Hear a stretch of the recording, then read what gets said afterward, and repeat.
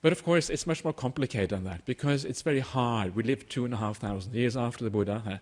Sometimes it's very difficult for us to know what exactly is the word of the Buddha.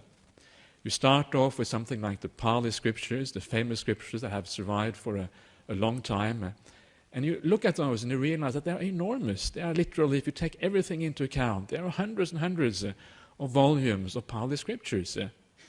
Not surely the Buddha couldn't have said all those things, because if he said all that, he would have been speaking non-stop and still wouldn't have been able to say all those things that you find in those scriptures.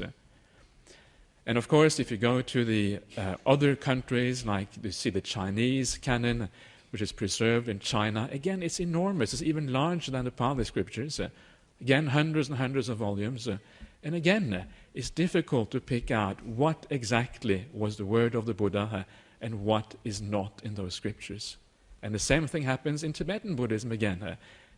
Vast canon, you don't really know. So for this reason, what we have, and this is one of the beautiful things that has happened in our modern day and age, because we have a lot of language tools.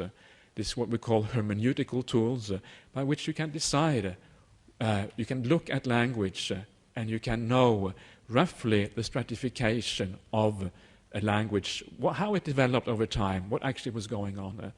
And according to that modern research, it's very clear. We know today very quite clearly what the Buddha said, or at least what he is most likely to have said. And we also know quite clearly the things that he didn't say. And of course, as many of you might know, the things that he said are roughly what is equivalent to the known as the four Nikayas in the Pali Canon, and known as the four Agamas in the Chinese Canon. And some of those suttas are also found in the Tibetan scriptures.